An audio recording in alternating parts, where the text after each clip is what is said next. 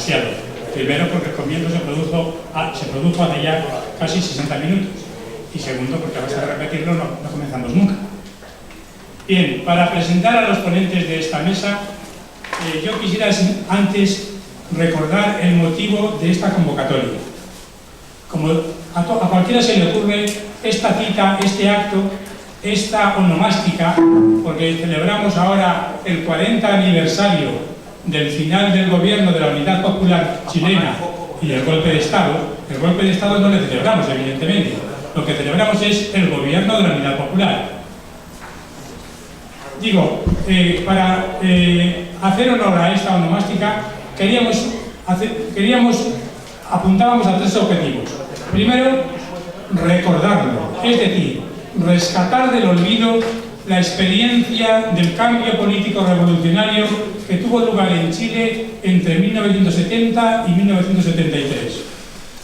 Segundo, analizar brevemente los grandes éxitos de aquel gobierno y también sus limitaciones o sus errores, para aprender a no volver a cometerlos, obviamente.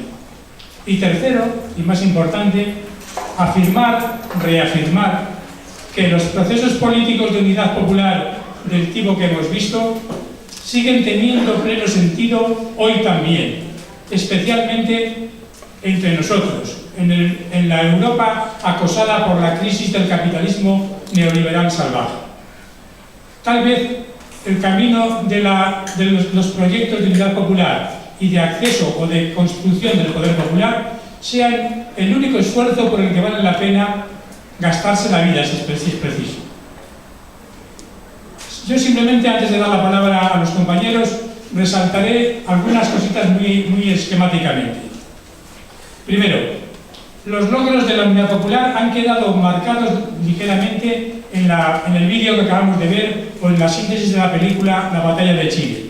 Recuerdo rápidamente la enorme reforma agraria que fue capaz de llevar a cabo la Unidad Popular, terminando con el régimen de latifundio y repartiendo la tierra a los campesinos que la trabajaban, incluidas las comunidades indígenas.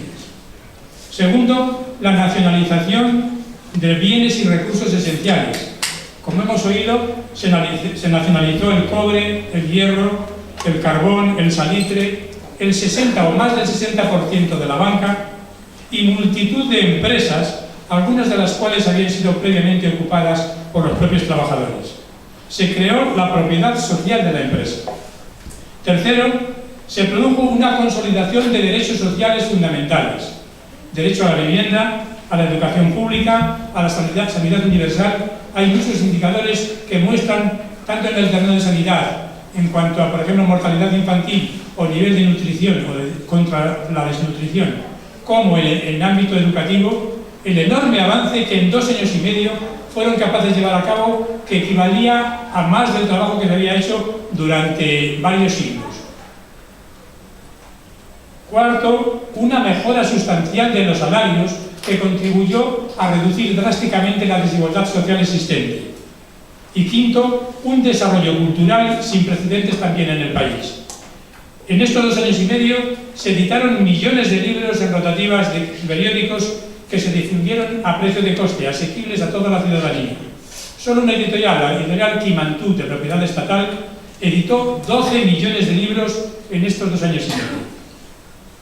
A pesar de ello, como sabemos, el gobierno de la Unidad Popular no triunfó. Mejor dicho, tuvo un colapso absolutamente drástico y fulminante. ¿Y por qué?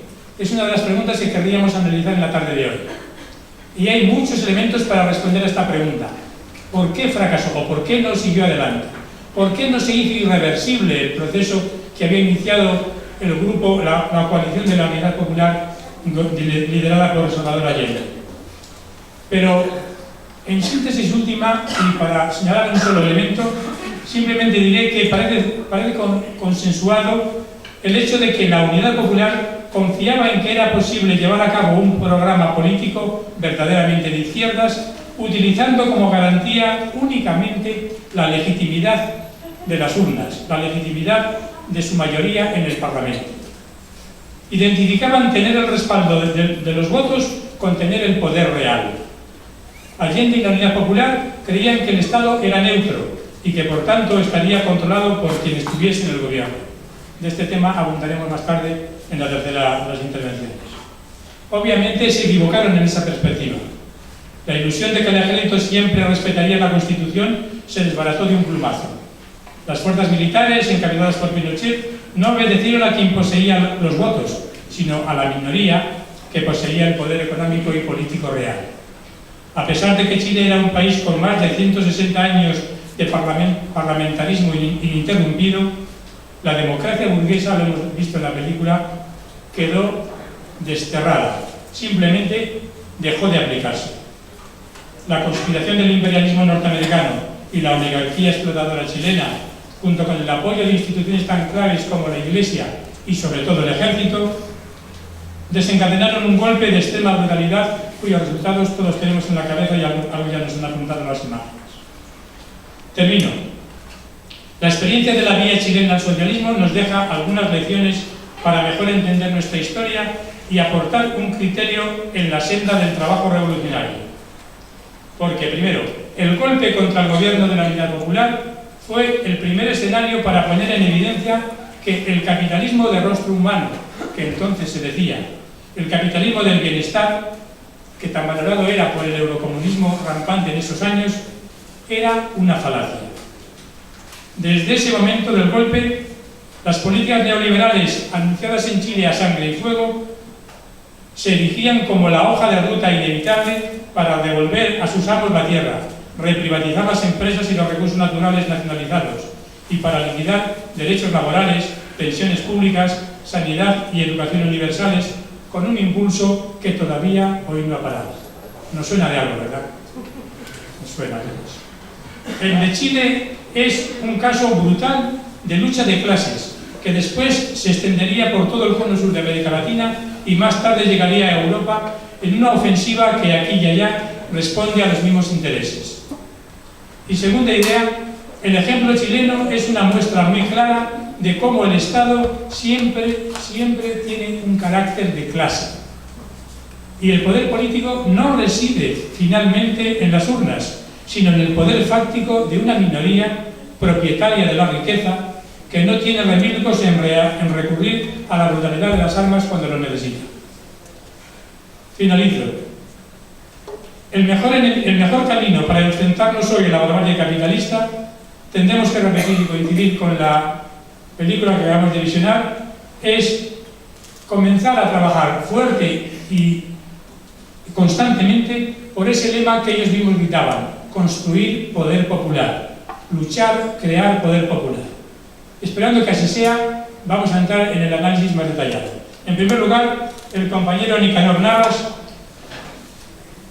que es un histórico luchador de los movimientos de izquierda, vecinales, sindicales, políticos, aquí en Madrid y en Vallecas en particular, ha sido invitado a este acto porque tiene una aportación valiosísima que hacernos.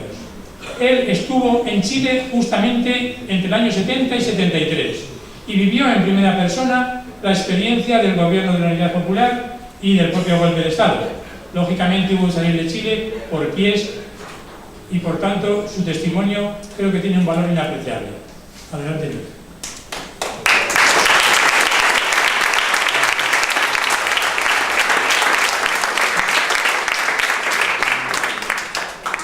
Buenas tardes, gracias. Y en primer lugar, agradecer el que se haya realizado este acto, porque la verdad es que no es fácil que queramos recordar aquello que en algún aspecto duele, pero que en otros es enseñanza. Y es una pena que no haya más que este acto, habiendo como hay fuerzas con más capacidad para recordar aquello y para realmente sacar las enseñanzas que tenemos que sacar. Yo voy a empezar con las palabras de la cantata de Santa María de Iquique, cantada por el grupo Quilapayún.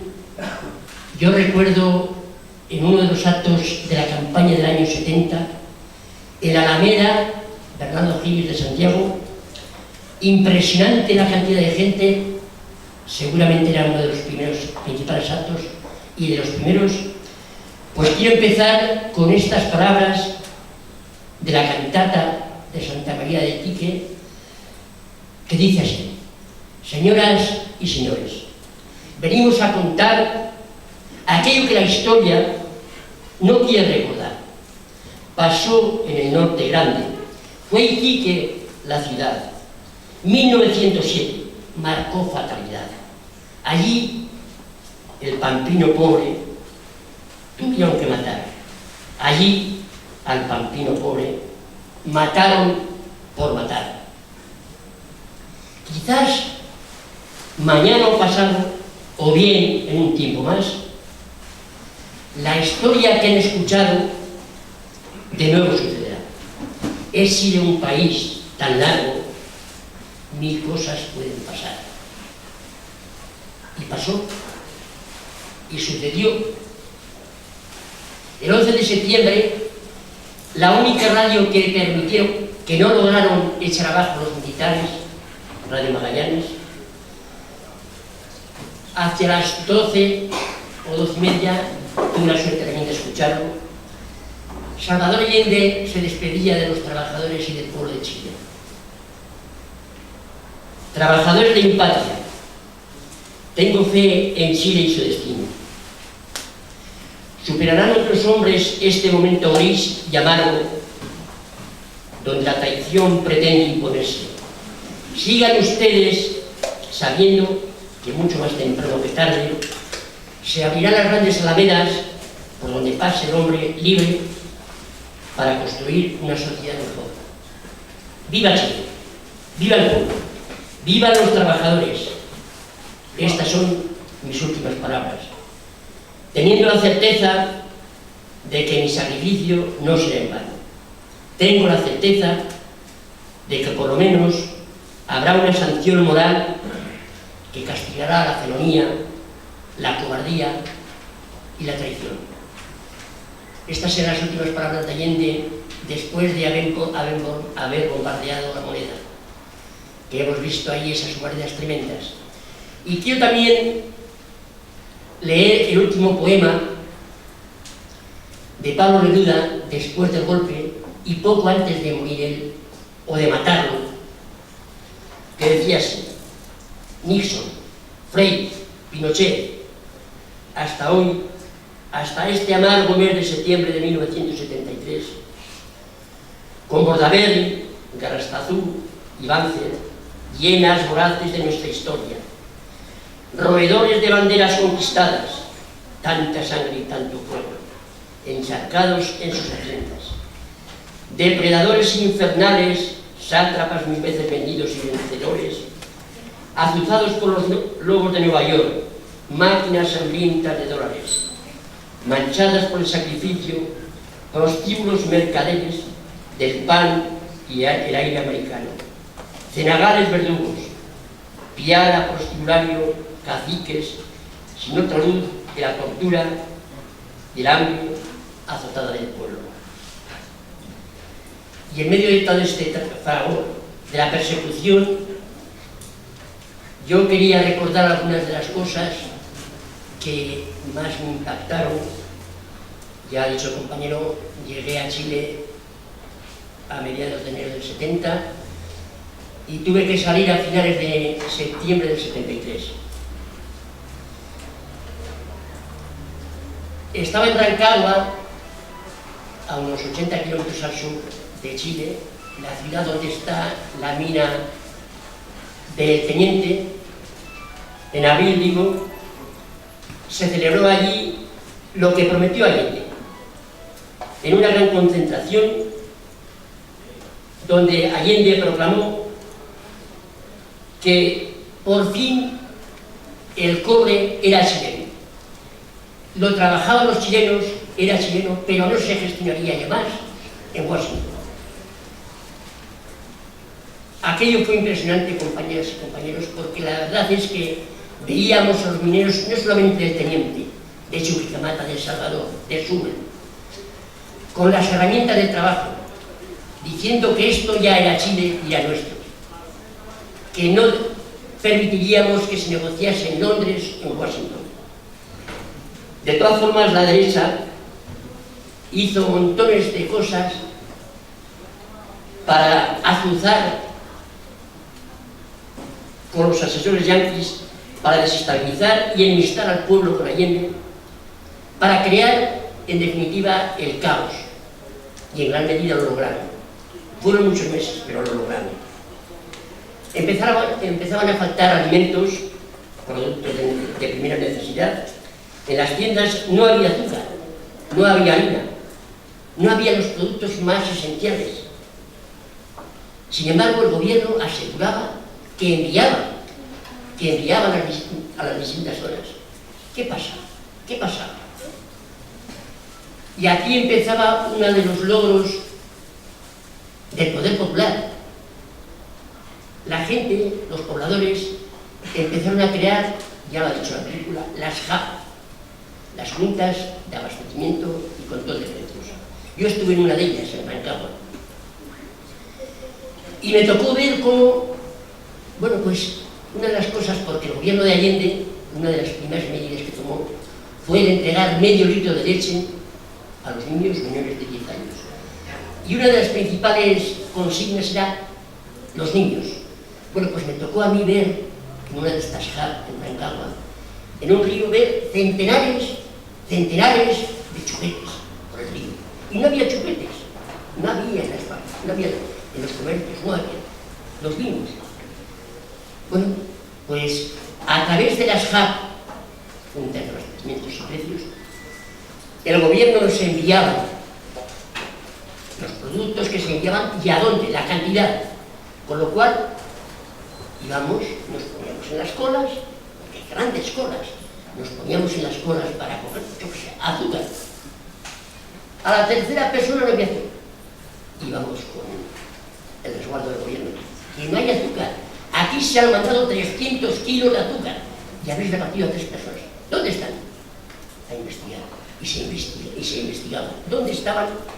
En los fundos de los grandes terratenientes. Los fundos son las grandes fincas.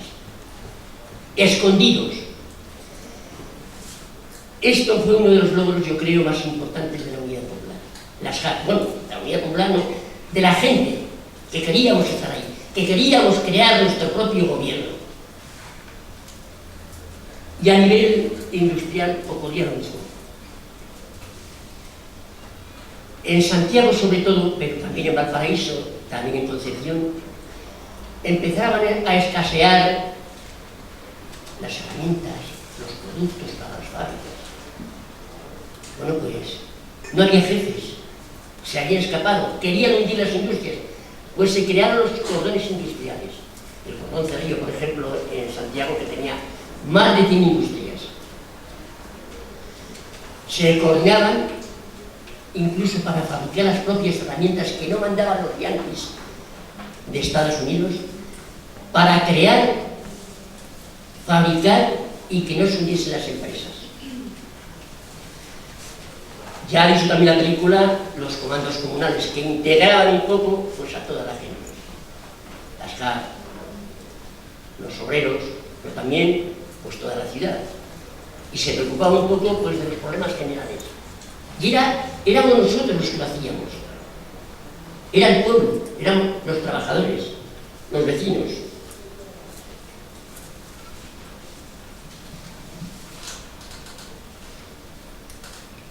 No sabían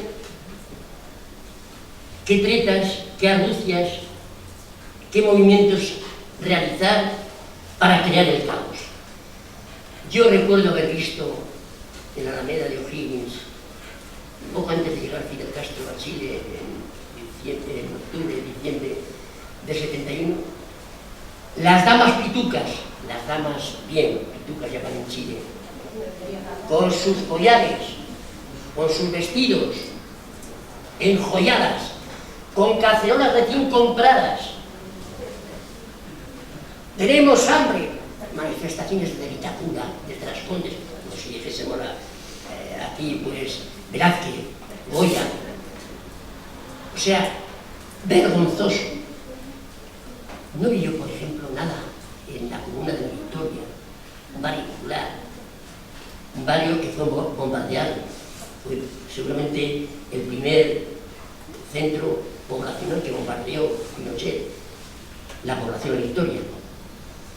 Pues ahí las veías, las damas de Vitacura de las Condes, de Velázquez, de Goya, yendo a exigir alimentos cuando nunca había... Bueno, se las veía, rechonchas. Se las veía. Pues, a pesar de eso, a pesar de todas las tramas, de las triquiñuelas, las argucias, para crear el caos, en febrero, en marzo del 73, hubo unas elecciones legislativas y la Unidad Popular logró sacar más que en las elecciones del 70. En el 70 logró sacar el 36%, pues en marzo del 73, después de todo el caos que habían creado, pues todavía sacó el 44% de la Unidad Popular en las legislativas. Lo cual todavía impedía al gobierno legislar en el Parlamento, porque unidas las dos fuerzas, el Partido Nacional y la Democracia Cristiana, qué vergüenza, la Democracia Cristiana, Frey, que fue, no lo ha dicho la película, pero fue el presidente del Senado, el ex presidente, el que logró pues que Allende fuese declarado ilegal. Frey, demócrata cristiano, demócrata cristiano. En fin, pues todavía en marzo logró la Unidad Popular 44% contra el 36% que había logrado en septiembre del 70. Y luego vino, ya lo ha dicho también la película, que fue tremendo, luego vino el ensayo general, porque no podían por el Parlamento, pues eso, expedientar al ministro. Y Allende lastimosamente lo aceptaba. Tenía que haber aceptado. Porque teniendo el respaldo que tenía, que sabía que tenía en el pueblo, pues los señores de la derecha, no aceptamos que ustedes cuestionen a mis ministros, Orlando Millas, Garretón, Toá, en fin, ministros cualificados. Pues nada, como tenía mayoría en el Parlamento, la Democracia Cristiana y el Partido Nacional, pues votaron en contra y Allende sumiso. Esa fue, yo creo, el pecado de Allende, la sumisión, el creer que por la legalidad, bueno, también sabemos algo de eso, creer que por la legalidad íbamos a llegar al socialismo. Gran fracaso. Pues aceptaba la destitución de los ministros, de sus ministros, que habían votado en el Parlamento la derecha, el Partido Nacional, la Democracia Cristiana. No les quedaba otra. Y como ya ha recordado el compañero y también se ha visto ahí, ensayaron ya el golpe descaradamente, porque veían que incluso por las votaciones no lo lograban. Ya ensayaron el golpe, ya fueron a por todas. Bueno, habían empezado desde el principio, porque habían asesinado al general Schneider, un general constitucionalista, habían matado al edecán de Allende, también lo habían matado.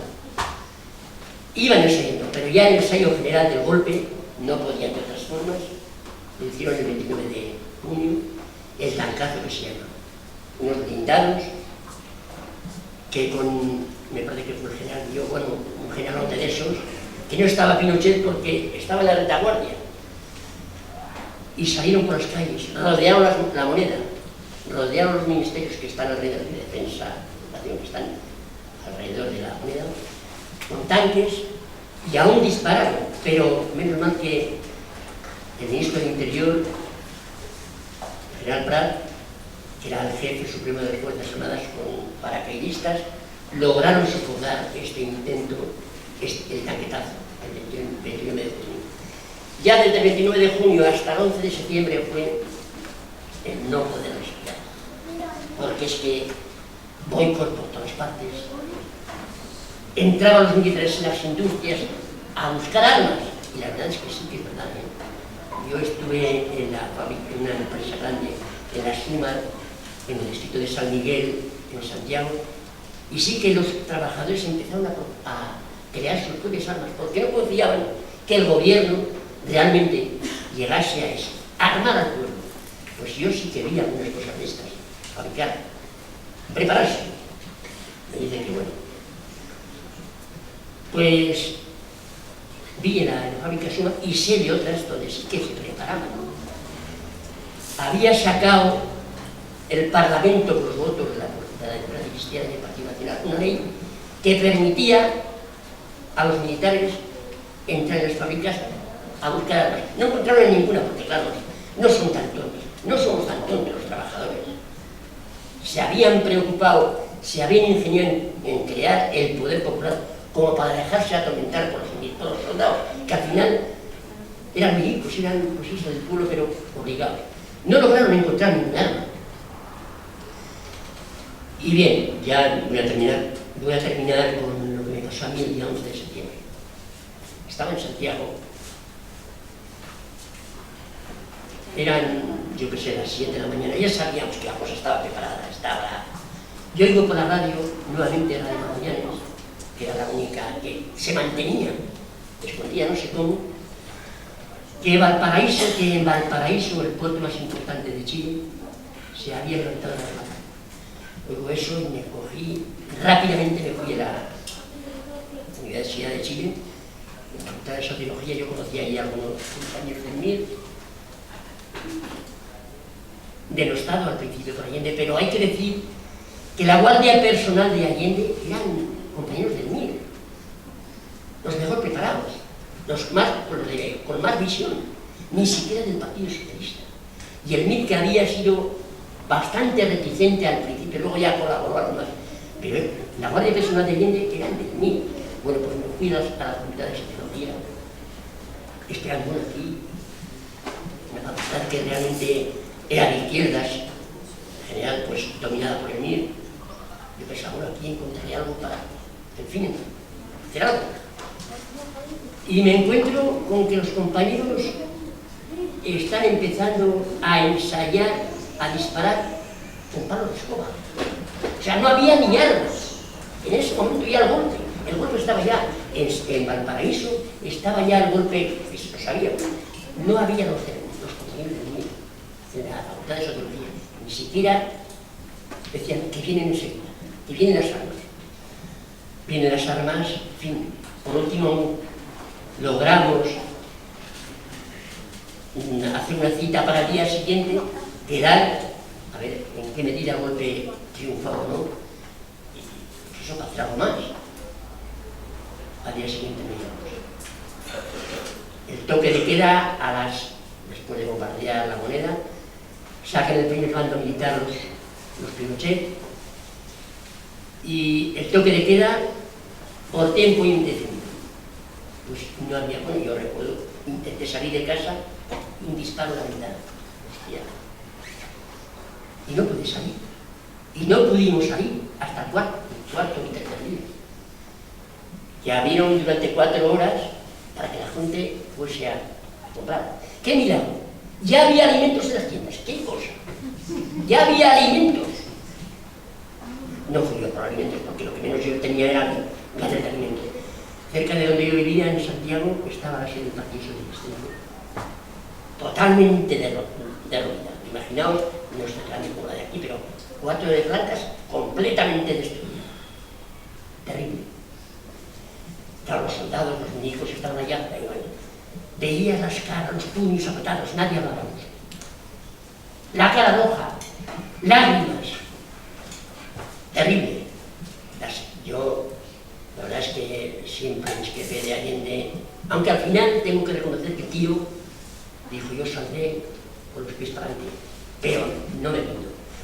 Había discrepado porque él, la legalidad y la Constitución y no sé qué. Pues la sede del partido, lo primero. Y ahí quedó todo.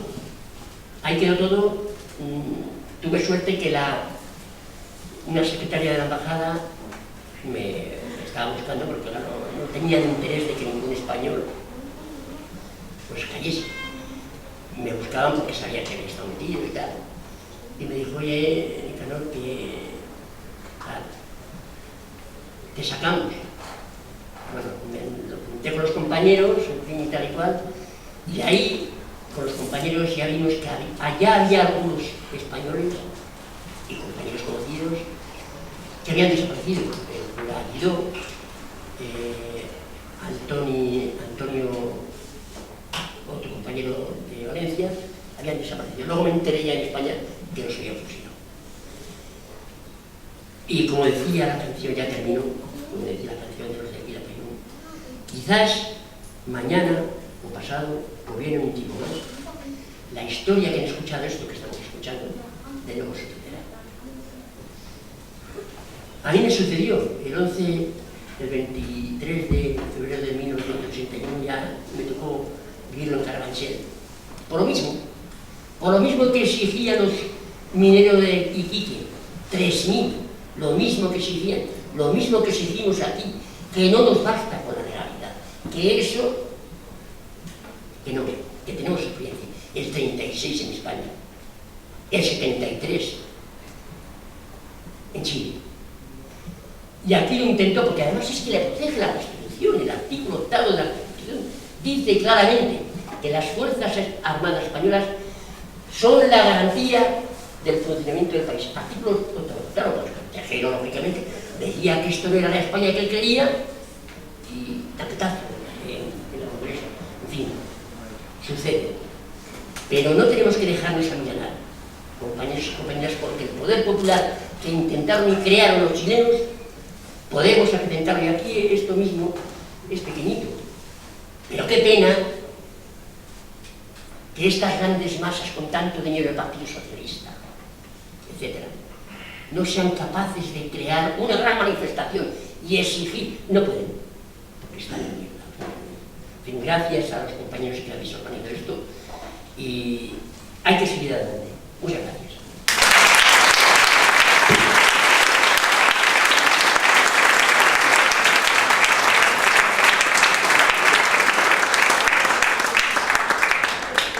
Muchas gracias, Nicanor. Pasamos en segundo lugar a la palabra a Manuel Revuelta. Manuel Revuelta es conocido de muchos de nosotros desde hace ya muchos años. Es un periodista que ha estado siempre en las márgenes del sistema. Periodista de larga trayectoria que ha trabajado en medios como Liberación, Le Monde Diplomatique, la revista Artículo 20, el periódico Resistencias, que se creó con motivo de la guerra de Irak, anteriormente Cuadernos para el Diálogo, pero también el periódico cuando hubo edición en Madrid, El Otro País, y hasta ha sido corresponsal de Radio Baviera en Madrid en los años 70, del 74 al 79. Manolo, como es un pozo de sabiduría y tiene muchísimos datos, es un peligro, porque os va a abrumar, os lo aseguro. Yo le pido que haga la selección más adecuada, sabiendo que lo que él sabe y lo que él nos cuenta es siempre muy, muy, muy importante. Estoy hablando, Manuel.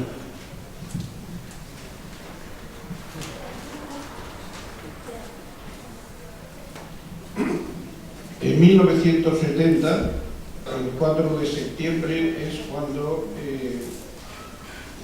Salvador Allende gana las elecciones con una alianza Unidad Popular, en la cual había desde el Partido Radical, el Partido Comunista, estaba una escisión de izquierdas de los democristianos, y había un apoyo político del MIR y de otras fuerzas independientes.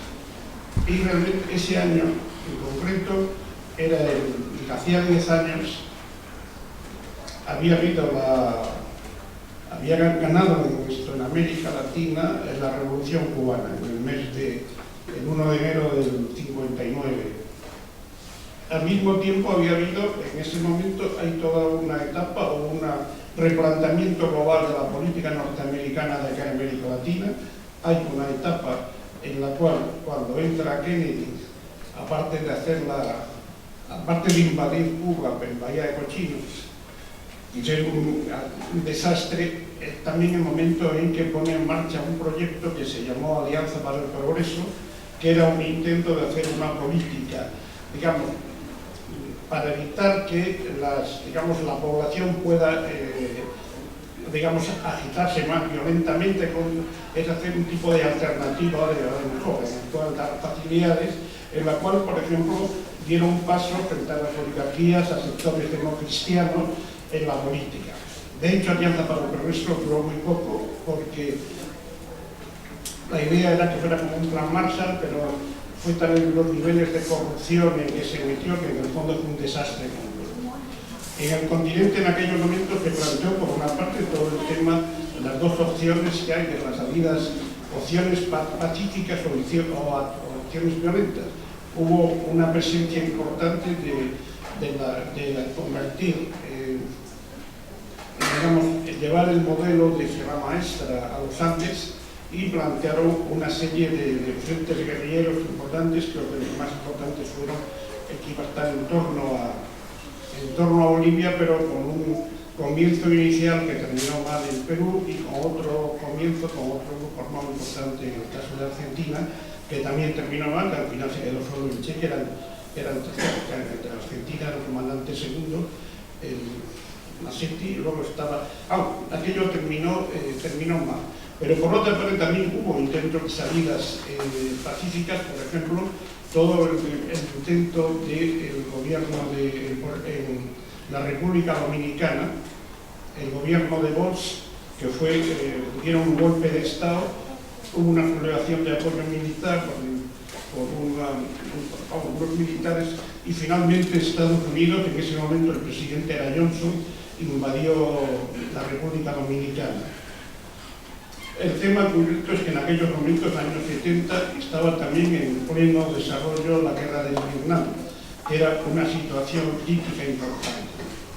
El hecho concreto es que ya en la primera elección, Allende se presentó a 4 elecciones y perdió en 3, y la tercera, que fue la del año 1964, gobernando Johnson en Estados Unidos, ya en esos momentos el gobierno de Estados Unidos invirtió una cantidad de millones, no recuerdo la cifra exacta, pero son datos oficiales esto, para intentar evitar que pudiese ganar Salvador Allende, en el 64. En el año 70, en las elecciones, el problema de Chile, como ha explicado el compañero, solo sacó Salvador Allende sacó el 36,7% de los votos, creo, pero el problema es que en Chile, por el sistema tradicional, digamos, es el candidato que más votos saca es al que se da la presidencia. O sea, siempre había ganado la derecha, vamos, quiero decir, que nunca ha habido ningún riesgo importante en ese aspecto. Y en ese momento, digamos, había una división por problemas concretos entre el Partido Nacional y la Democracia Cristiana, y el hecho concreto es que se presentaron los 3 partidos y el que sacó más votos fue Allende, y todavía en aquellos momentos aún no había lo que llaman la segunda vuelta, que era el balotaje, para resolverlo, que se hubiera resuelto. En ese sentido, porque ya había inversión importante de dinero norteamericano para intentar evitar por todos los medios que ganase Allende. Una vez que gana esa elección, que la gente no lo esperaba, quiero decir que fue un poco una cierta sorpresa en los análisis que habían hecho tanto el Partido Nacional como la Democracia Cristiana, el hecho concreto que ya fue el 4 de septiembre. El 14 de septiembre hay una reunión importante de la cual está además documentada y registrada el gobierno de Nixon junto con Henry Kissinger, pero vamos, y la Junta Nacional de la Comisión Nacional de Seguridad Americana, ya digo, fue el 14, decidieron, el proyecto era impedir por todos los medios que tomase posesión Allende. Allende tenía que tomar posesión en noviembre. Entonces, el proyecto era de evitar por todos los medios, y por de todos los medios era con todos los medios, me refiero que incluso incluido un golpe militar. Ese fue el planteamiento que hicieron Nixon y Kissinger, y de hecho al final el acuerdo que hicieron fue una aventura que era secuestrar al comandante en jefe del ejército, el general René Snyder, y sacarlo de Chile, llevarlo a Argentina y acusar del secuestro a la izquierda. Esto pensaban hacerlo, bueno, lo hicieron en el mes de, creo que fue el 23 de octubre del 70, hicieron el intento de secuestro, en el cual participaron por una parte miembros del Partido de Patria y Libertad, un partido, digamos, nazi, o sea, en el sentido que tenían, sabía que el dibujo ahí, tiene una especie, una parte era medio nazi, medio pato, o sea que es medio la pulga mala, medio... Y este grupo, junto con un grupo importante de agentes de la CIA que se incorporaron para el proyecto. El problema es que el proyecto salió mal. Salió mal porque el general Schneider no se dejó secuestrar y entonces fueron tan bestias que lo asesinaron. Entonces se convencieron, el problema que plantearon es que lo que era una operación para que no pudiera tomar posesión Allende se volvió exactamente en contra en la medida de que se descubrió, a pesar de los intentos de ocultación que hizo los servicios de información de la Guerrilla Cristiana, pero al final se descubrió con toda clase de datos que habían sido tanto grupos norteamericanos como grupos de Patria y Libertad los que habían sido implicados en el secuestro. Entonces, eso produjo una cierta conmoción, de tal manera que un sector democristiano incluso, porque no era la derecha dura tipo Frey, sino que era Leighton, entonces Romero Tomi, que plantearon un poco que iban a apoyar la toma de posesión de Allende.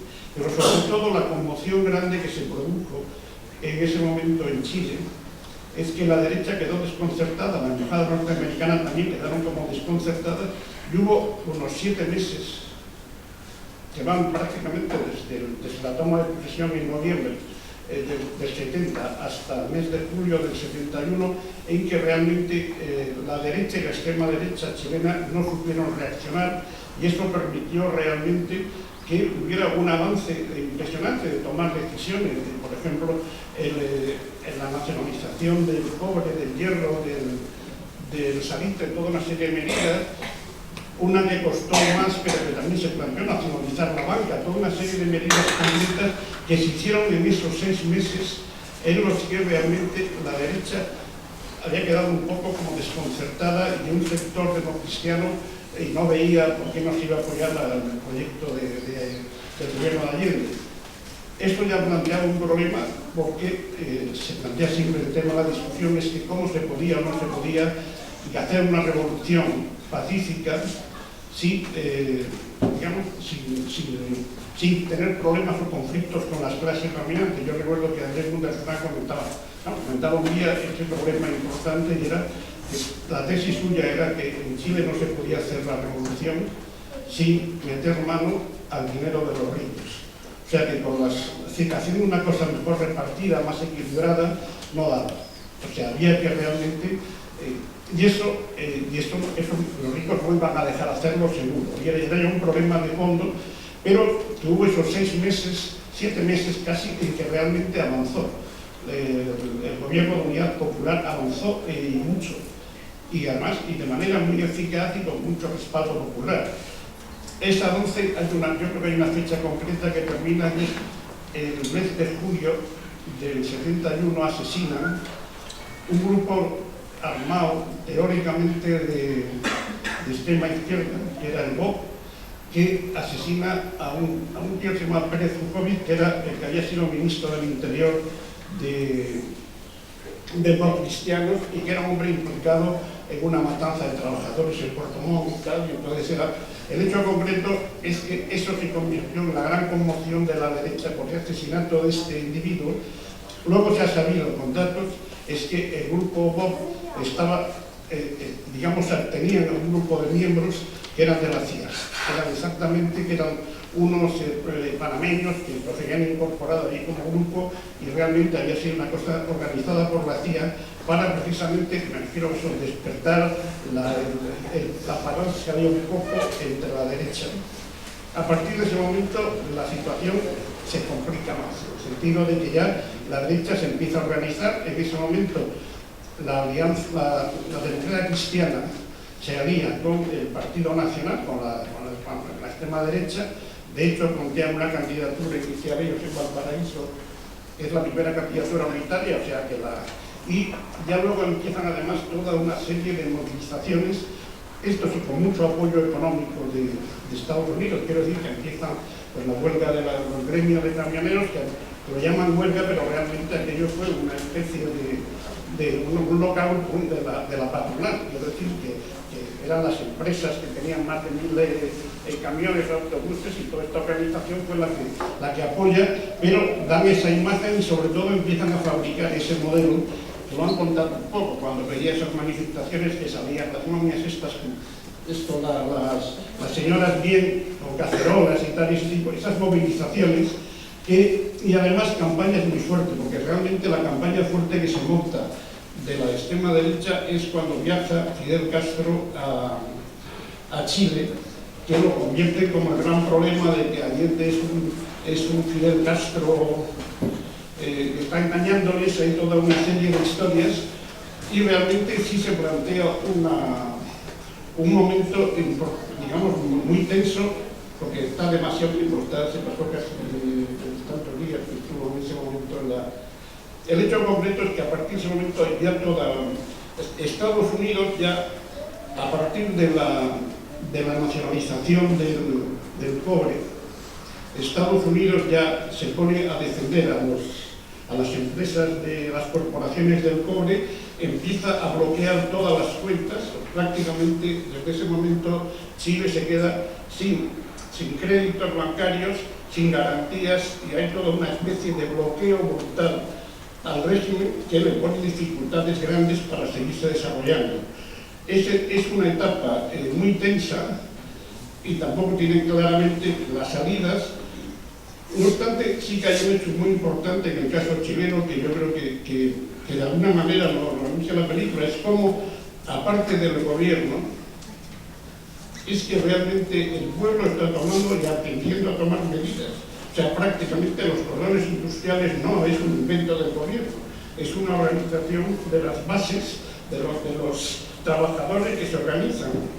En el caso, por ejemplo, de los movimientos campesinos, que fueron realmente muy importantes, hay un momento donde prácticamente el 70% casi de las ocupaciones de los sueldos las hacen los campesinos, es decir, tanto en unas zonas conjuntamente con trabajadores como en las zonas de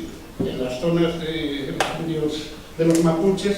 Las propias organizaciones van ocupando y realmente llevan a cabo una cifra muy alta de ocupaciones de tierra, porque hay una ley que es muy positiva, que era de ahora sí como que no podía haber los fondos, el máximo era, creo que eran 80 hectáreas, creo que era el máximo que podía tener. Entonces, a partir de esa cantidad, el gobierno podía ocuparlas. Pero el problema real es que el gobierno, además el gobierno era el ministro que lo llevaba, que era Jacques Chonchon, que era un democristiano de izquierdas que había roto con la rebelión cristiana, pero que era un entusiasta y defensor de la reforma agraria. De hecho, fueron las ocupaciones por adelantado. La gente iba ocupando las tierras y luego el gobierno lo que iba detrás era a aceptar, porque era legal, esas ocupaciones. Pero fue una especie de experiencia, y yo creo que una de las grandes experiencias un poco del proceso revolucionario en Chile es el progresivo protagonismo que van tomando los trabajadores y que van tomando los campesinos, que realmente están haciendo proyectos, eran los comandos comunales, y que de alguna manera una parte de ellos son además respuesta a las ofensivas de la derecha, es decir, o sea que aprendía la gente y iban haciendo revolución sobre la marcha. Vale, pues entonces digo que era un contexto muy positivo y muy avanzado, pero también con unas limitaciones muy fuertes. Es decir, no había capacidad para, a partir de ahí, digamos, dar el gran cambio. De hecho, ellos solos jamás lo podían hacer. O sea, creo que en estos momentos un proceso de revolución es que una revolución sola es poco viable. Pienso que, en cambio, lo que sí que es cierto que en aquellos momentos se empezaba a ver algunos, sobre todo en el caso de Argentina, que empezó con la dictadura, en la última etapa de la dictadura de la NUCE, y el movimiento social fue revolviendo todo el frente. Yo estaba allí en ese momento en Argentina, en Buenos Aires, y siempre recuerdo en el estadio, ¿cómo se llama? en el cual estaban los tres presidentes, Dorticós cubano, Campos argentino y Allende chileno, en una especie como el estado de Atlanta, allí el día 26 de mayo, con una multitud impresionante aplaudiendo a los tres. Ya el día antes había habido líos importantes con la toma de posesión, porque, aparte de que hubo una parte importante, que hubo muchos tiros, que hubo varios muertos y tal, allí en la provincia, y al final los militares tuvieron que salir en helicóptero de la Plaza Rosada. Pero el problema es que tanto Dorticós como Allende fueron después de la firma, a la toma de posesión en la Casa Rosada, y el secretario de Estado americano Rogers tuvo dificultades para ir de salir del Congreso. Le metieron entre los guardaespaldas, lo llevaron, no sé si a la embajada al hotel, y el otro que también lo pasó un poco mal, que fue en aquellos momentos, fue Bordaberry, el presidente uruguayo, que ese sí que ya la gente le empezó a insultar, incluso un cierto nivel de riesgo de que le pasara. El hecho concreto que ese dato de posible unidad de varios países, o sea, de una política de apoyo revolucionario, podía significar un cambio. De hecho, lo que sí que es cierto que después de esa reunión, que ya digo que fue un espectáculo impresionante, el mes siguiente fue el desastre generalizado. Es decir, hubo el desastre de la matanza del Puente Riquieri allí en Buenos Aires, hubo el golpe de... El Puente Riquieri fue el día del regreso de Perón, que hubo una matanza ahí, hubo 118 muertos ahí, más o menos, a tiros cerca del aeropuerto. A los pocos días de esto, que fue el 17, el día 22 o 23, creo que es el 23, dan el golpe en Uruguay. Se establece ya una dictadura que, bueno, el propio Bordaberry se pone de acuerdo con las Fuerzas Armadas y suspende las libertades en Montevideo, y en muy poco tiempo aquello queda en manos de los militares. Y el día 29 es el golpe del Tarnazo, en el cual realmente el intento en Chile es, desgraciadamente, desde ese momento, digamos, ya no había nada que pensar. La revolución se iba a terminar inexorablemente. Empezaron primero en Valparaíso los marinos a registrar, pero luego tampoco a los 2 o 3 días ya de junio el ejército estuvo registrando durante 2 días el cementerio de Santiago buscando armas, y luego ya hubo 200 o 300 registros de trabajadores, incluso en algún caso mataron a algunos. Es decir, estaba todo aquello muy mal, y realmente el proceso de deterioro era tremendo, y veías que no había forma de que el proceso iba a terminar mal, o sea, se podía ya cantar, por cierto. Por eso, cuando estoy hablando un poco de esto, estoy pensando que de alguna manera ahora estamos viviendo algunas cosas similares, que aunque aquí la prensa no lo cuenta, pero por ejemplo, cuando se contaba estos problemas de abastecimiento en Chile, que faltaba de pronto faltaba el papel higiénico, faltaba el azúcar y tal, hay una cosa clara, y es que la prensa, es decir, en Mercurio concretamente, aunque publicaba un artículo que decía de pronto, hay rumores de que va a faltar el azúcar. Aquello era como una orden inmediatamente, al otro ya faltaba el azúcar, quiero decir que había entre un acuerdo personal de la mayor parte de los industriales y esto, que realmente ocultaban esto, otros que lo hacían por ganar dinero, porque inmediatamente empezaba la especulación y subían los precios, pero ese tipo de medidas han sido muy destructivas, y a pesar de las CAP, realmente aquello fue muy costoso. Digo que eso está pasando ahora en Venezuela. Es decir, que ahora estamos en un contexto venezolano en el cual se está asistiendo. Hay unas elecciones municipales en diciembre. De un tiempo a esta parte, yo creo que el proceso de intentar golpear, de romper de alguna manera UNASUR, o todo lo que signifique el frente, digamos, progresista en América, va a haber un nivel de riesgo grande, porque Estados Unidos está muy interesado en realmente destruir. Y hay esas similitudes. Yo pienso que el 14 de abril no hubo golpe de Estado, lo iniciaron, así que cuando Capriles convoca, pero ya realmente lo que detuvieron el golpe fueron realmente Cristina Fernández, Pepe Mujica y Dilma Rousseff se presentaron en Lima, decidieron UNASUR, digamos, apoyar a Maduro e inmediatamente viajar desde Lima, viajar a Caracas para estar presente en la toma de posesión de Maduro. Es decir, que realmente esta actuación es una de las que ha permitido que aquel golpe se quedara un poco, una matanza de chavistas y tal, pero que debemos aprender un poco que, digamos que por una parte, como decía el Che, el imperialismo no te puedes fiar en absoluto, es un enemigo principal y en estos momentos está en un periodo particularmente histérico y esto realmente conlleva mucho riesgo y de alguna manera toda la experiencia de la unidad popular en Chile es un elemento interesante para evitar que se repita y para ver que en estos momentos si son varios pueblos unidos o varias naciones unidas, los procesos más o menos populistas, más o menos revolucionarios en marcha, puedan unos y otros, digamos, coordinarse o colaborar para convertirlo en unas revoluciones efectivas que uno solo no podría hacer.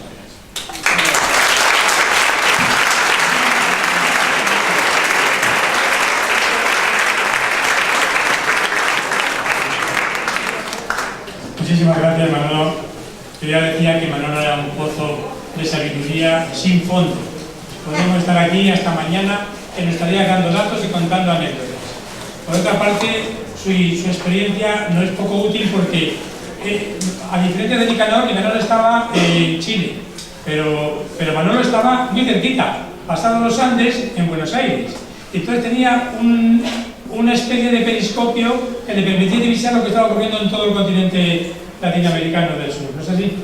Bueno, yo iba a Santiago, yo iba a día 12, me iba a Santiago y fui en un taxi a buscar el billete del avión y entonces me enteré que estaban bombardeando la moneda, un poco el punto de partida. Luego ya me pasó una anécdota rara, ¿no? Y es que al cabo de unos días, no sé cómo pasó, que de pronto me dieron entre los muertos en haber estado... Lo habían asesinado y él no se había enterado, por suerte. Bien, pasamos a la tercera intervención de Manuel Muñoz Navarrete. Hacemos un salto en los conceptos, pero también en el tiempo, porque aquí el joven es Manuel Muñoz, mientras que nosotros ya peinamos canas todos, las que nos quedan, ¿verdad? Para que nos quedan. Manuel Muñoz es profesor en activo cuando tiene trabajo, porque como buen interino está siendo recortado en este momento. Está en el paro como tantas personas, incluso aquí presentes. Manuel es militante de Red Roja en Andalucía y es miembro del Grupo de Acción Sindical del SAT en Sevilla. Y a Manuel le hemos pedido que nos haga una reflexión política de la experiencia chilena, pero enmarcada en esto, en el análisis conceptual de la teoría política y en los interrogantes que esto nos ofrece o las sendas que nos abre para nuestro trabajo futuro. La palabra para él.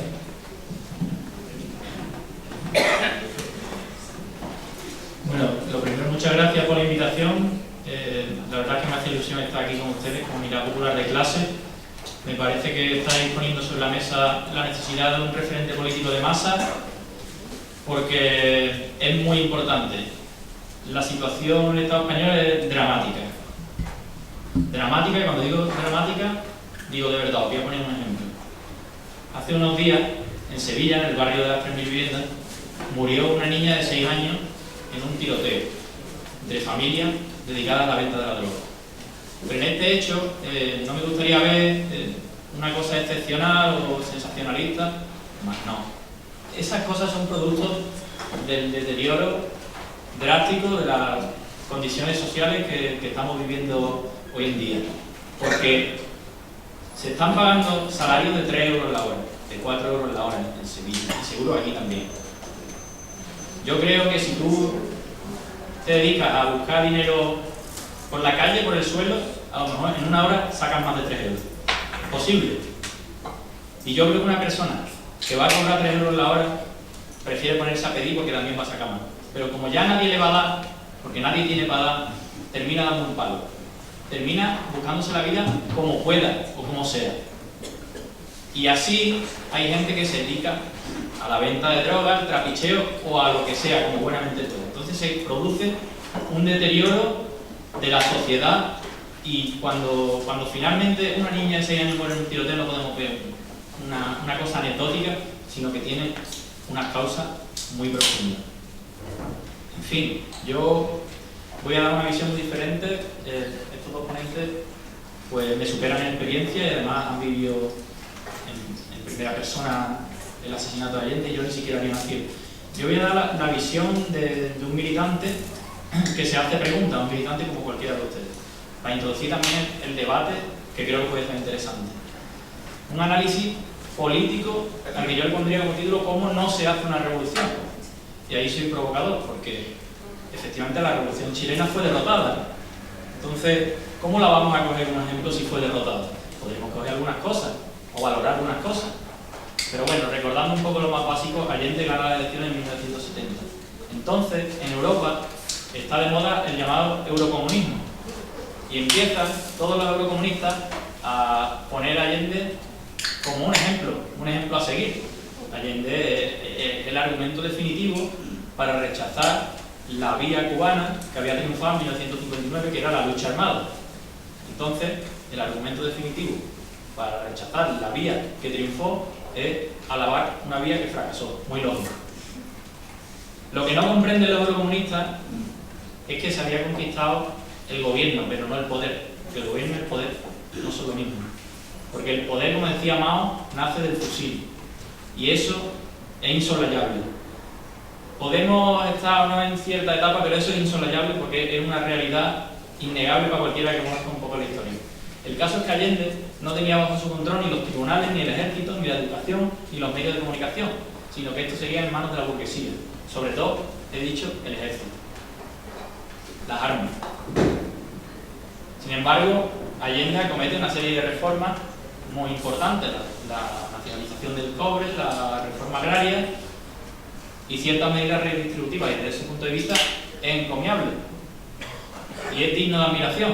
El problema no está ahí, el problema está en las consecuencias teóricas que se intentan derivar de eso. Tengo aquí un libro presente que lo dieron con el diario Social. Y si os fijáis, Salvador Allende estaba muy equivocado en cosas básicas, en mi opinión. Vamos a comentarlo. Dice, las circunstancias de Rusia en el año 1917 y de Chile en el presente son muy distintas. Sí. Una vez más, la historia permite romper con el pasado y construir un nuevo modelo de sociedad. Chile es hoy la primera nación de la Tierra llamada a conformar el segundo modelo de transición a la sociedad socialista. Es decir, nada más y nada menos que él piensa que hubo un primer modelo, que fue el de Lenin, y luego un segundo, que es el suyo. Por desgracia, fracasó. Por desgracia. Dice, este desafío despierta un interés más allá de las fronteras patrias. Todos saben o intuyen, está hablando del eurocomunismo, más allá de las fronteras patrias, que la historia empieza a dar un nuevo giro. Algunos entre nosotros, los menos quizás, solo ven las enormes dificultades en la tarea. Otros, los más, buscamos la posibilidad de enfrentarla con éxito. Por mi parte, estoy seguro que tendremos la energía y la capacidad necesarias para llevar adelante nuestro esfuerzo, modelando la primera sociedad socialista edificada según un modelo democrático, pluralista y libertario. Aquí está confundiendo democracia con pluripartidismo, que no es lo mismo. Dice, los escépticos y los catastrofistas dirán que no es posible, dirán que un parlamento que también sirvió a las clases dominantes es incapaz de transfigurarse para llegar a ser el parlamento del pueblo chileno. Atención a lo que viene ahora. Aún más enfáticamente han dicho que las Fuerzas Armadas y Carabineros hasta ahora sostén del orden institucional que superaremos no aceptarían garantizar la voluntad popular decidida a edificar el socialismo en nuestro país. Olvidan la conciencia patriótica de nuestras Fuerzas Armadas y de Carabineros, su tradición profesional y su sometimiento al poder civil. Afirmo que las Fuerzas Armadas chilenas y el Cuerpo de Carabineros, guardando fidelidad a su deber y a su tradición de no interferir en el proceso político, serán el respaldo de una ordenación social que corresponde a la voluntad popular. Esto lo decía Allende en el 21 de mayo de 1971. Vale, pues bien, leyendo una cita así, De Allende podemos decir que Allende era uno de los nuestros, que era un hombre honesto, que murió con un Kalashnikov en la mano, aunque hace poco se supo que era en la mano, pero mirando para sí mismo, mirando la dirección incorrecta, porque por lo visto se suicidó, pero que murió luchando contra el imperialismo y contra la burguesía, pero que se equivocaba. Esa es la tesis que yo voy a defender, porque en 1973 se produce un golpe de Estado que pone fin drástico al proceso de cambio. El proceso se acabó. Entonces, este documental que hemos visto, La batalla de Chile, en su versión completa, tiene tres partes. La primera trata sobre el gobierno de la Unidad Popular, la segunda sobre el golpe de Estado y termina con el golpe, y la tercera es curioso porque hace un flashback y vuelve atrás y habla sobre el poder popular. Yo cuando lo vi dije, bueno, ¿y ahora qué viene? Si ya esto... Entonces, lo que hace es profundizar en el poder popular y me pareció muy interesante porque me pareció como un modelo dialéctico de tesis, antítesis y síntesis. Me pareció que la tercera parte te estaba diciendo qué podríamos haber hecho para ganar la batalla de Chile, qué es lo que se hizo mal y se podría rectificar. El poder popular, darle poder al pueblo. Además, el subtítulo del documental, La batalla de Chile, es La lucha de un pueblo sin armas, subrayo de sin armas. El propio Patricio Guzmán te está diciendo dónde estuvo la clave de la derrota. Bueno, esta es una primera parte de la mini exposición sobre Chile. Ahora vendría una segunda parte. Intentaría poner esta experiencia, bueno, ya he empezado, a la luz de la teoría marxista, de la teoría leninista. La conclusión sería que la vía pacífica al socialismo acabó siendo la vía pacífica al fascismo, desgraciadamente, y que había grupos de la izquierda más consecuente como el MIR que pedía, sobre todo en la última etapa donde estaba cantado que iba a haber un golpe de Estado fascista, pedía el armamento del pueblo. Como habéis visto en el documental, en las marchas la gente también lo pedía, crear milicia popular. Todo el mundo lo decía. El MIR, esta es la declaración de principios del MIR, que os sugiero que os la bajéis de internet porque es impresionante. El MIR lo vio claro desde el principio. En su declaración de principios, en el punto 7, decía: las directivas burocráticas de los partidos tradicionales de la izquierda chilena defraudan las esperanzas de los trabajadores. En vez de luchar por el derrocamiento de la burguesía, se limitan a plantear reformas al régimen capitalista, en el terreno de la colaboración de clases. Engañan a los trabajadores con una danza electoral permanente, olvidando la acción directa y la tradición revolucionaria del proletariado chileno. Incluso sostienen que se puede alcanzar el socialismo por la vía pacífica y parlamentaria, como si alguna vez en la historia las clases dominantes hubieran entregado voluntariamente el poder. El MIR rechaza la teoría de la vía pacífica porque desarma políticamente al proletariado y por resultar inaplicable, ya que la propia burguesía es la que resistirá incluso con la dictadura totalitaria y la guerra civil antes de entregar pacíficamente el poder. Reafirmamos el principio marxista-leninista de que el único camino para derrocar al régimen capitalista es la insurrección popular armada. Pues esto lo decía el MIR el 15 de agosto de 1965, un montón de años antes del golpe de Estado, porque ya se lo veían venir. Y fijaos que este texto es anterior al otro de Allende. Lo digo porque ahora una de las cosas que más está de moda es pensar que todo lo antiguo es malo y todo lo nuevo es bueno, pero es una estupidez, porque lo que decía Allende en el 71 resulta que ya lo decía Bernstein un siglo antes, o Kautsky, que son anteriores a Lenin. O sea, están más antiguos que Lenin, ¿no? Según ese punto de vista. Pero hay un tópico mucho más común, que seguro que lo habéis escuchado, que es el tópico de siempre. El tópico de radicalismo o no radicalismo. Yo creo que eso es un falso debate por dos motivos. Uno, porque Allende, y no solo Allende, sino un montón de gobiernos del siglo XX, entre ellos el del Frente Popular en el Estado Español, los derribaron incluso siendo reformistas. Es decir, que no se libraron de que los derribaran por el hecho de ser reformistas, pero es más, es que acaban de derribar a la Libia de Gaddafi por el mero hecho de no someterse al imperialismo. Y veremos a ver si Siria no va por el mismo camino. Es totalmente falso que cuidándote de ser revolucionario te vayas a librar de esa derrota, de ese pinochetazo. Más bien es al revés, porque no estás preparado militarmente para hacerle frente. Y dos, porque el verdadero debate es, y recupero la expresión del MIR, el ligante entre lo aplicable y lo inaplicable. Y aquí lo paradójico es que lo revolucionario es aplicable y lo reformista no. Y veremos por qué no. Y por tanto defender algo que no es aplicable es defender el status quo. Y defender el status quo implica seguir en el mismo sistema que tiene unas consecuencias muy radicales sobre la vida de los seres humanos, o muy extremistas, digamos, porque es una sociedad en la que, por ejemplo, mueren niños en tiroteo y también mueren otros de hambre, mientras que nosotros defendemos una sociedad mucho más moderada, entre comillas, donde la gente pueda vivir tranquilamente, tener su trabajo y tener su vida. Entonces, lo que yo tengo que explicar aquí es por qué he dicho que es inaplicable la vía reformista salvadora Allende. Yo creo que la propia experiencia lo dice, y ahí me bajo de la teoría y me voy a la experiencia concreta histórica de Chile de los 3 años que duró la Revolución chilena. La burguesía, que no había sido expropiada, provocó el fracaso económico del gobierno de la Unidad Popular. Estamos hablando de huida del capital bancario, claro, que si no la ha expropiado, se va a otro país. Paralización de la industria, corte del crédito, claro, desabastecimiento y acaparamiento, paros de transportistas. Pues bien, es evidente que en todas partes donde se intente ensayar la misma vía, el resultado será exactamente el mismo. Será exactamente el mismo. Porque en Colombia, por ejemplo,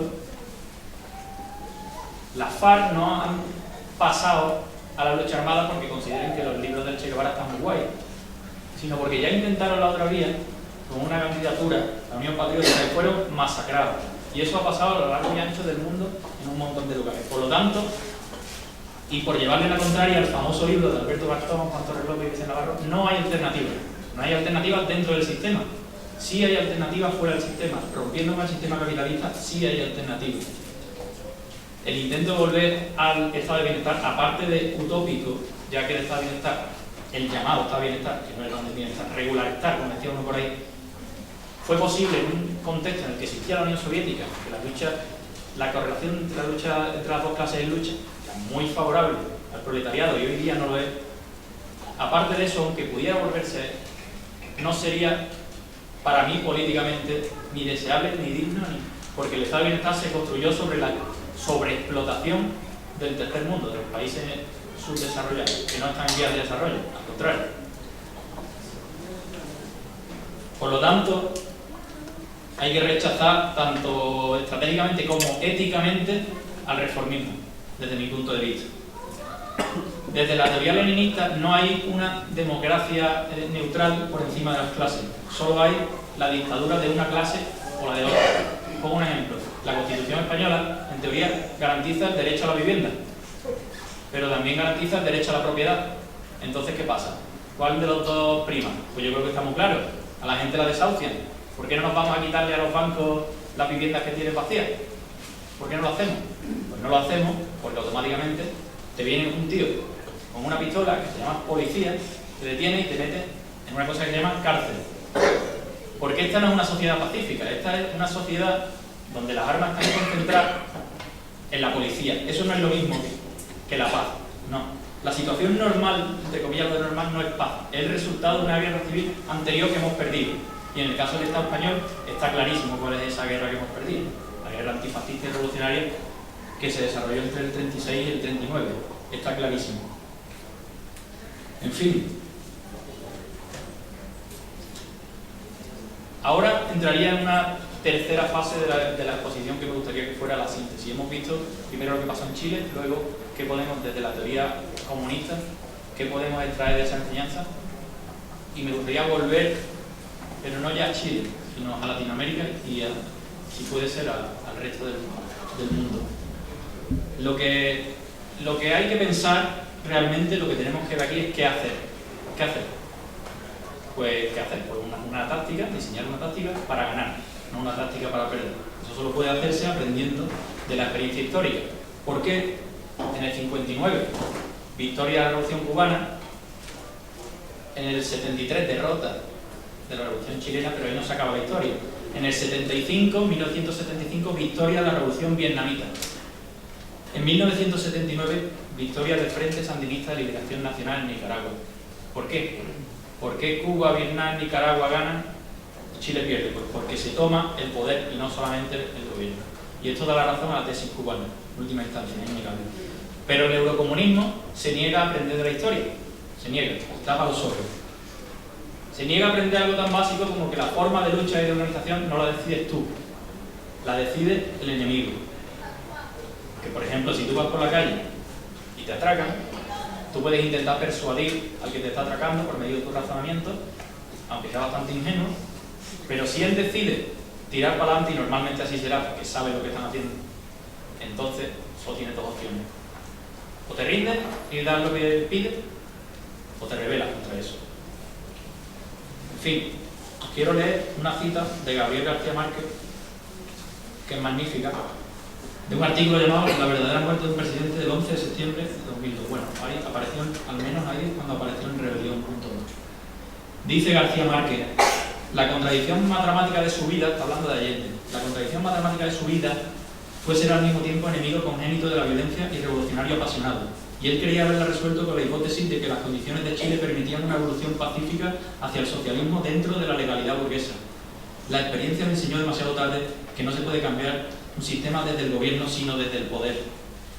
Su virtud mayor fue la consecuencia, pero el destino le deparó la rara y trágica grandeza de morir defendiendo a balas el mamarracho anacrónico del derecho burgués, defendiendo una Corte Suprema de Justicia que lo había repudiado y había de legitimar a sus asesinos, defendiendo un Congreso miserable que lo había declarado ilegítimo, pero que había de sucumbir complacido ante la voluntad de los usurpadores, defendiendo la voluntad de los partidos de la oposición que habían vendido su alma al fascismo, defendiendo toda la parafernalia apolillada de un sistema de mierda que él se había propuesto aniquilar sin disparar un tiro.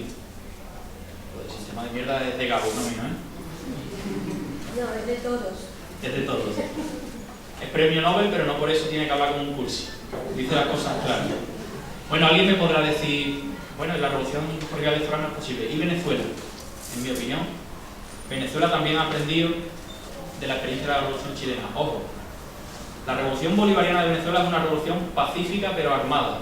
En palabras de Chávez, pacífica pero armada. Se han creado milicias de reservistas que están con armas dispuestas para el día que haya un golpe de Estado reaccionar. Además, la revolución bolivariana se inicia en el 92 con un golpe de fuerza de Chávez, desde el ejército. Y además, la revolución bolivariana de Venezuela tiene estrecho contacto con las guerrillas que en América Latina luchan por la libertad y la justicia social, entre ellas las FARC. Así pues, revolución pacífica pero armada. Hay que utilizar todos los métodos de lucha, también el método electoral, pero sabiendo cómo no se hace una revolución. En fin, si alguien piensa que hablar de estas cosas hoy día es una utopía, recordarle que Lenin en enero del 17 escribía algo así como que por desgracia nunca habría la revolución, que ojalá la siguiente generación pudiera verla. Y sin embargo, que Lenin en enero del 17 dice algo así en una carta, escribe algo así como por desgracia nunca veremos la revolución. Sin embargo, un mes después estalla la revolución de febrero, que acaba con el zarismo, y en octubre la revolución socialista, una de las más grandes de la historia. Y fijaos cómo son las cosas. La conclusión: la revolución es posible hoy día, 2013, en el Estado español. Y otra cosa, en Chile, a día de hoy, bueno, falta poco para unas elecciones, hay una candidatura que se llama Todos a la Moneda, liderada por Marcel Clot, que es muy interesante. Me la ha contado un amigo mío que vive en Chile ahora mismo. Nada, concluir, ya que estamos en una iglesia, además nunca había hablado con un Cristo delante, con una cita bíblica, o más bien dándole la vuelta a las palabras de Jesucristo. No los perdonen porque saben lo que hacen. Y yo añado, que los perdone ese Dios en el que dicen creer, pero nosotros, el proletariado, jamás. Muchas gracias.